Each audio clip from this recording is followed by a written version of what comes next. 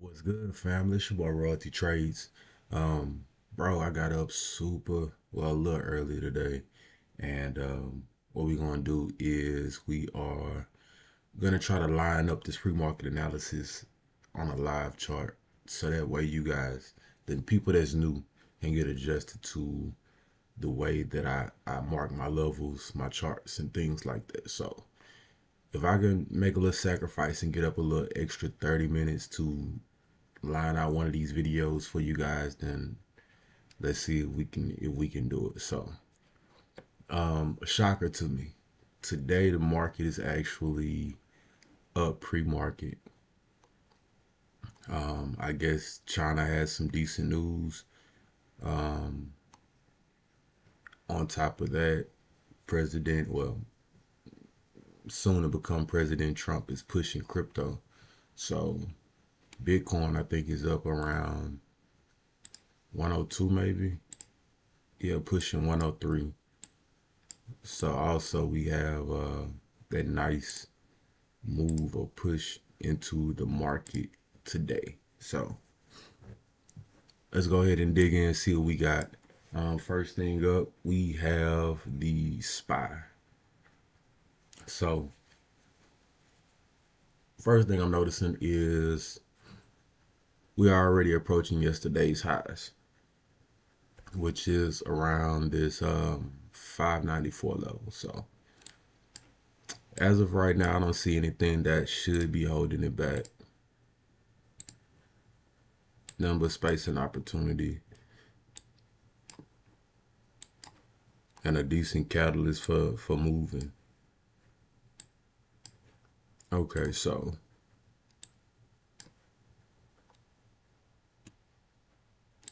what I see from right here is making lower highs.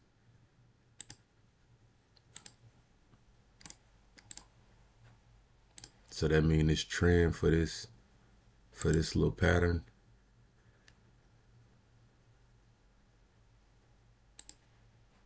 it'll be somewhat like that. Let's blow it up a little bit bigger just so we can see it. Yeah. So this trend will be somewhere like that. So what we'll be watching for is this gap. If it decides to gap, if it gaps outside this box, then we could see a gap up here. You could see a retest, and then we could see a move back up to that 607 range. Now, this is what you want to keep in mind. Here's the top of supply right here at 601. So let's put a red indicator at the top right there, 60104. This is what we want to expect resistance or supply to kick in around the 601 area. So let's go ahead and do this.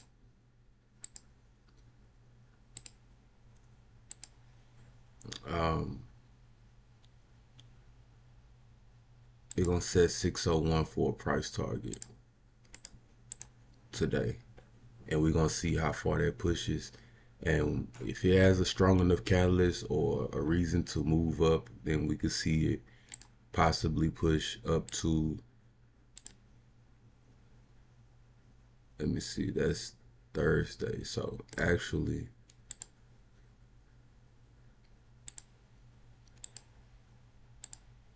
let's see, this is Friday close.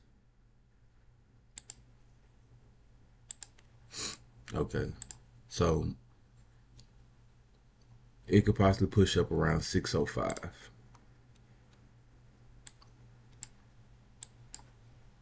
Yeah, 605, 606.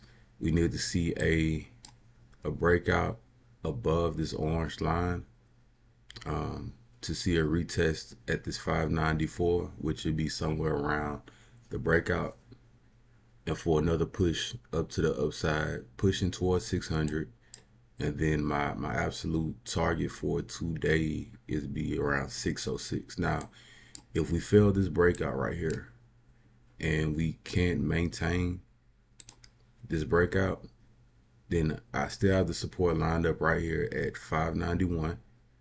And then as you can see, we have this huge gap right here all the way down to this 582 range. So I would just watch for support if we break down below this 591 range and decide to fill this gap.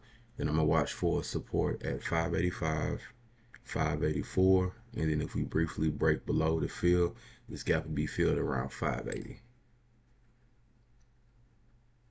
So I'll mark that right there.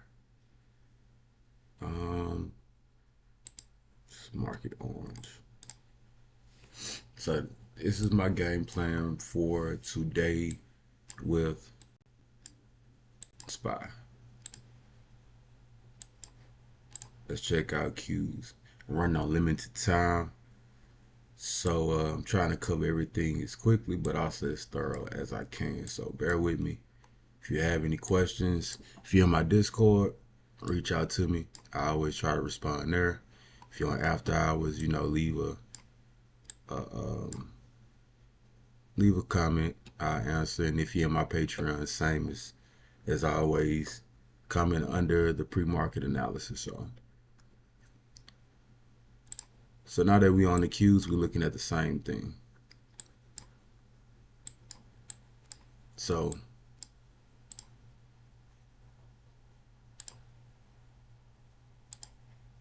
lower highs, lower highs. And I don't really consider this really a lower high yet. I would probably, I would.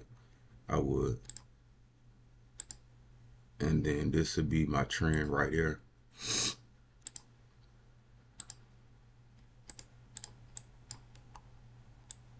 Yep. So, and this is what we saw the rejection at. This is the trend that we have been looking at in the Discord. The lower highs and then the failed rejection at 518 yesterday. So as for Qs,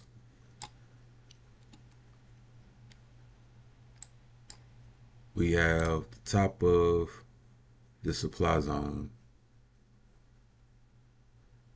right here at 529, 529.35. So same principles apply, and it looks like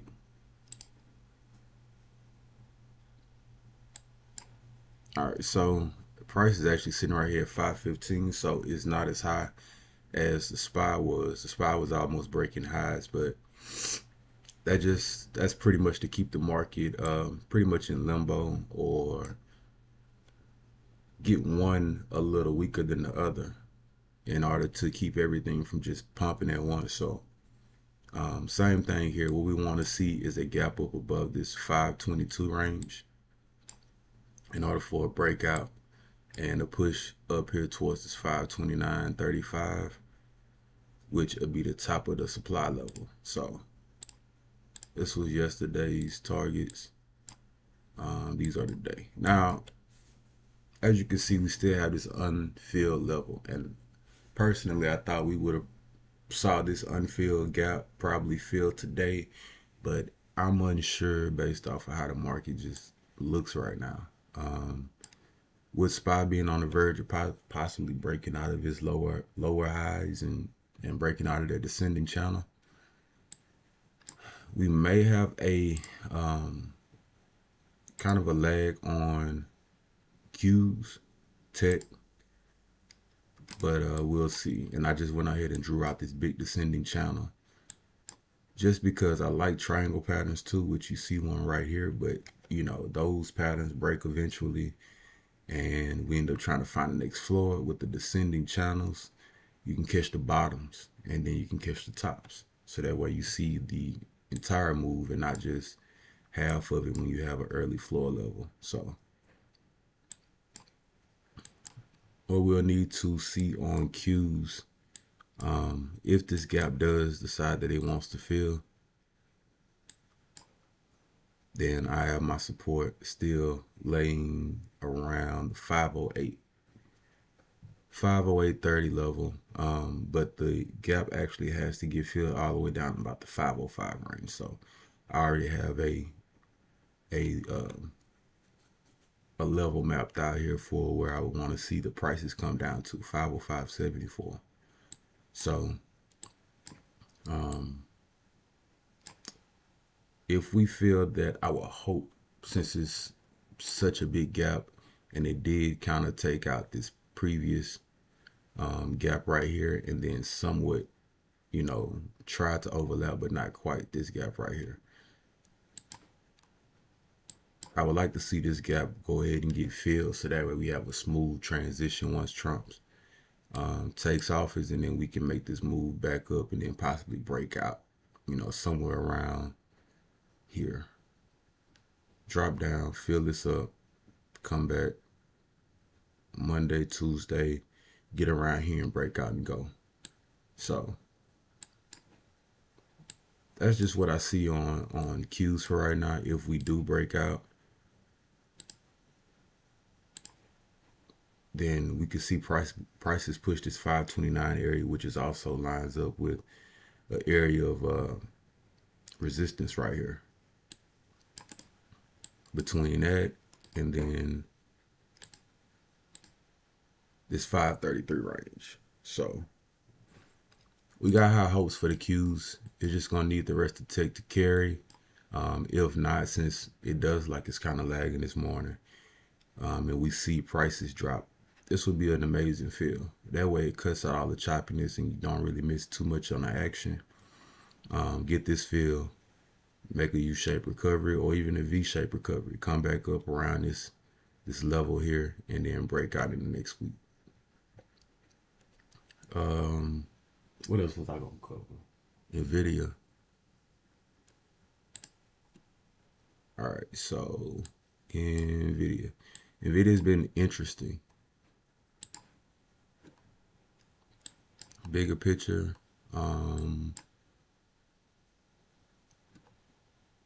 We had a descending channel here. We had a brief breakout, and then we're back down. So I don't really have a broad pattern, but a big consolidation overall for highs and lows. So I just don't see anything as far as something to just ring out to me other than a lot of choppy price action. As you can see, prices reached into the supply zone here around 138. Supply goes all the way up to 139, so 140-ish. So what that tells me is stay away. It's going to be some up and down movement going into earnings. They're going to want to keep prices, looks like, at a certain range. As you can see, all the other areas of supply, we've always had a break back to the downside, except for when it gaps up. So rejection fail, rejection fail, rejection fail, a gap up, and then it moves. Another rejection, a gap up, it moves.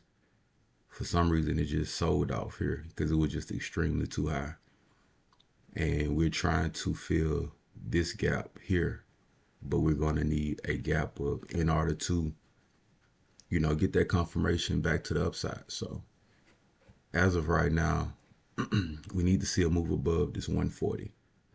A gap up, we need to see a move up here, and then a gap up to just take out that level once we get it filled. Going on to the 5 minutes to really dissect it and break it down. So like I said, we need to see this move above 139, 140. Right now, price is at 134.79. So where does that take us today? I have underlying support here at 132.87. Doesn't have any gaps that need to be filled from what I see on the downside. So we just could see whenever the market decides to move. I know SMH has been struggling to stay above. TSM kind of helped a little bit, but since then it's came down and it's attempting to fill its gap to the downside too, that it left prior ER. So we just probably see this consolidation between 137 and 133. That's just what we'll have to watch going forward, unless we can get a nice move, break above this 140 zone. And like I said, Tuesday, we just gap up and we leave all of this space right here behind us. Now, if we lose this 132, 133 level, I do have support down here at 130.79. So keep that in mind. This bottom trend right here has been holding well. So if it does break, then, you know, we should see this move. This lines up with another bottom here, and then we can see the actual move back up to this 133 level. So I'm not much of a fan right now on NVDA just because of how much it hasn't really attacked the supply levels up here. So once we can make a move above here, then, you know, it'll draw some interest. I'll start taking interest in NVIDIA once it gets above 137.50 again, and it gets close to actually taking out this level. So just keep your eyes on that because it's been struggling below 136.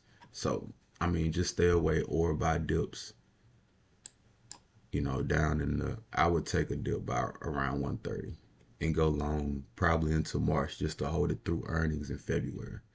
That'll be my way of doing it, but you know, everybody has a different way of trading, so that'll just be the safe way. That way you get the premium pump, and then you have a little extra time if it does beat and it decides it wants to take out these levels during the pre-market. So, and last but not least, I'll cover MSTR, which has been an absolute monster. So it's been looking bullish for the past, I'll say since last week actually. And I was thinking we was gonna come down here and fill this gap, but we didn't. It's right above supply at the moment right here, above 378.36. I'll be careful right here, just in case.